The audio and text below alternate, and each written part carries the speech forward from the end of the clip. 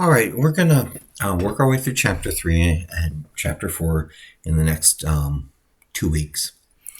And we're going to look at a lot of examples, but first I'm going to work through the material itself and work our way to examples. And Chapter 3 deals with selections. We want the computer to make a decision instead of just a calculation. And so we're going to bring up the idea of when something is true or when something is false. And that will be the basis of the decisions the computer can make. So what we're going to look at here is if we go back to the computer program we did with the radius of a circle, the program would have a problem if we put in a negative radius. We don't want to compute an output if the radius was negative. And so we'd like to make a decision based off of what the user input. And decisions are part of the things that we need to do. And so what we're going to do is we're going to describe a type of variable called Boolean. Boolean expressions have operations of their own, and Boole was a mathematician who invented the mathematics of, standardized the symbology and logic, and logic as a part of mathematics. Then we're going to look at ways that we can make a selection based off of truth values using if statements, if-else statements. So an if statement, if something is true, do something. Then you continue with the rest of the program. An if-else statement, it says if something is true, do something, else do something else. So you can do something for the truth and also do something different for falsity. And we can nest these things so that we can have multiple if statements. This might cause some errors. We're going to look at an ability to generate random numbers, as this is an idea that we should be playing with is randomization. We're going to use selection statements, which are a specialized way of doing multiple if statements. We can use logical operators, and the first one here is the and, the or, and the not. So, and if two things are true, they both have to be true for truth to come out of it. Or if two things are true, at least one of them has to be true. And the not statement says if something's true, well, then I'm going to say it's false. So a way of looking at opposition. We can look at switch statements. And then we're going to write expressions that use conditional statements in them. The ability for all of these types of statements to work together help us really start having the computer do a variety of things than just calculate things with numbers. This gives the computer chances to do multiple things. And we're going to start developing structures that make decisions in them. And so that ability to do these decisions are going to make us have sections of code. And we'll see as we go on, sections of code might call other sections of code. So we're eventually going to need places to keep common code. But for right now, we're going to start with what a Boolean operator is. And so it is a type of an operator.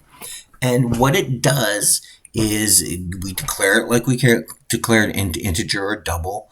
And so in this case, we have Boolean as the type and B is the identifier or the name. And then we have an assignment to it where we're saying we want the result of 1 greater than 2. And that, well, 1 isn't greater than 2, so this would result in false.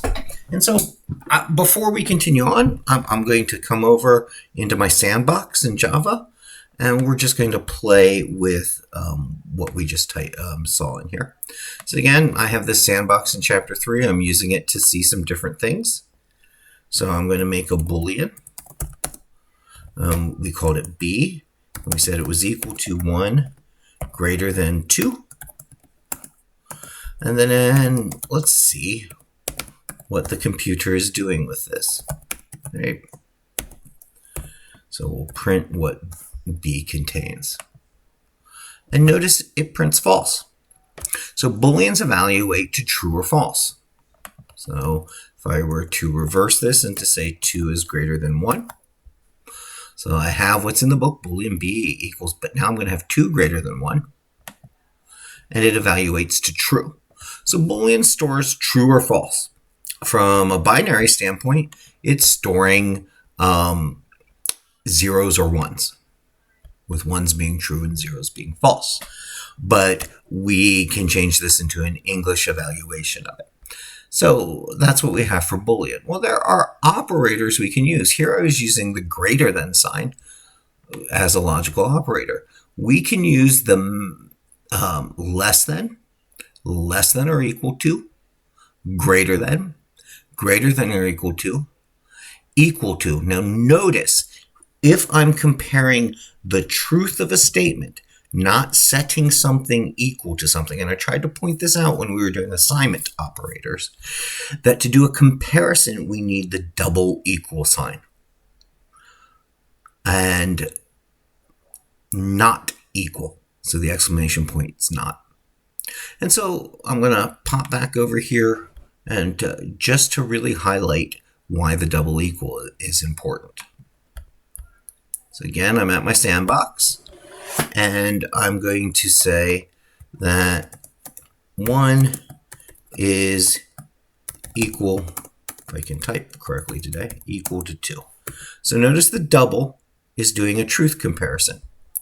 So if I run this, I get false. But look what happens, and let's say 1 is equal to 1. I get true. But let's do the 2 is equal to 1. We should get false. But look what happens when I don't put the double equal. We get an error existing, and we get an exception because there's an unresolved compilation problem. This is setting the equality of the statement, but this here causes a compilation error. This can sometimes get return if the assignment was true. So if I had a variable here, let's make c. Let's make another variable here. And so if integer c equals 2. And so here I have does 2 equal 1, and I get false. Now if I run this, I'll proceed with the error, I'm getting still this unresolved compilation problem. This is saying put 1 into C, is it true or not? And notice that here it's expecting B to equal the value of C. When we see if statements, it can sometimes misread this. So we have to be very, very, very, very careful that when we're doing Boolean operations and we're comparing for equality, we always put the double equal sign. And I'll show some more examples as we move on. So there's an example, an addition quiz in the book. What I'm going to do here is I'm going to break these lectures up into little parts, and we're going to look at the example in the book, which is the addition quiz. And so we're going to ask a question, and then we're going to look at the result. And I think I'll use the addition quiz as something that we build upon. So I'm going to stop this video here, and then I'm going to put the next video down and build up from it.